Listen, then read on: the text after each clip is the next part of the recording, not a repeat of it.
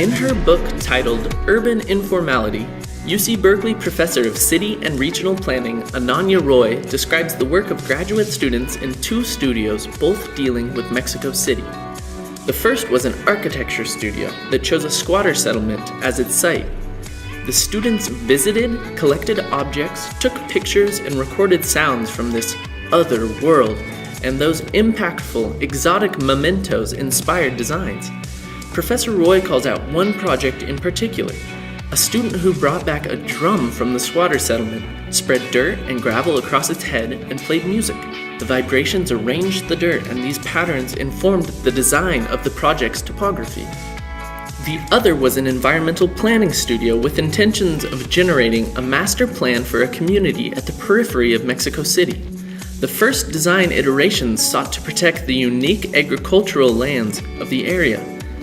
Professor Roy recalls, in the multi-layered models that had represented every gradient of the topography, every flow and ebb of the watershed, the land that had been represented as blank and empty as frontier was in fact the living fabric of the site, inhabited by squatters. Professor Roy marks two problems caused by distance with designing amidst poor, informal, urban settlements with two summarized statements. The first problem is the aestheticization of poverty. The second is the portrayal of the informal city as clean slate, awaiting the sovereign hand of the architect-planner to write upon it.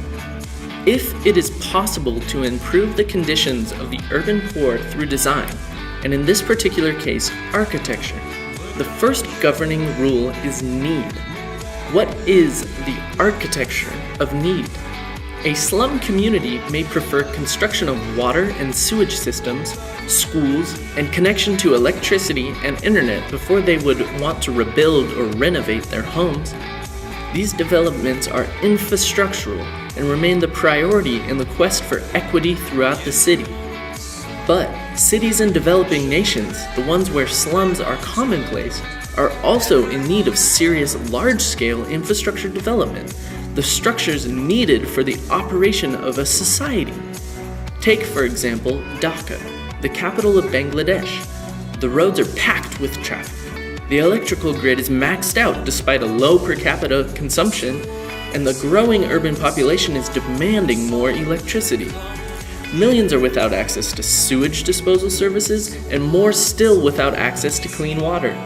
Infrastructure inadequacy at such a large scale hinders the ability of the entire city, and even nation, to fight for equality and basic rights in the face of the global economic machine.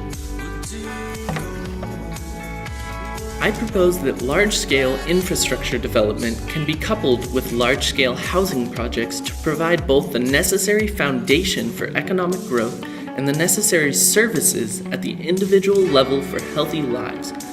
This could be achieved through a series of inhabitable infrastructure projects. Take the solar farm. Considered a sustainable future to energy infrastructure, it is normally found far away from urban centers and in vast horizontal arrays. If we turn it slightly on its side and support it with a tiered structure suitable for inhabitation, the residents of the city slums could have a dry, structurally sound, formalized place to live. The urban vertical solar farm generates energy for the city and provides improved living conditions for its inhabitants. Large urban slum populations already live in the unused infrastructural spaces along highways, train tracks, waterways, and ports. What if we design these infrastructure spaces to accommodate the people instead of solely the movement of products and money?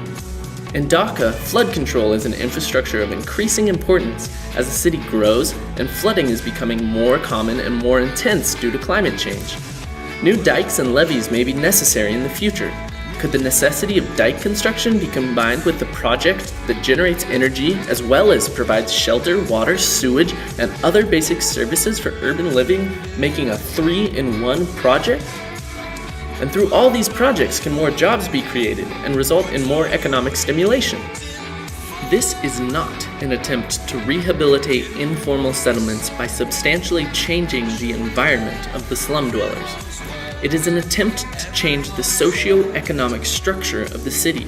It is a stepping stone to equity, not the answer itself. It is simply an attempt to improve infrastructure and encourage the acceptance of informality and its benefits.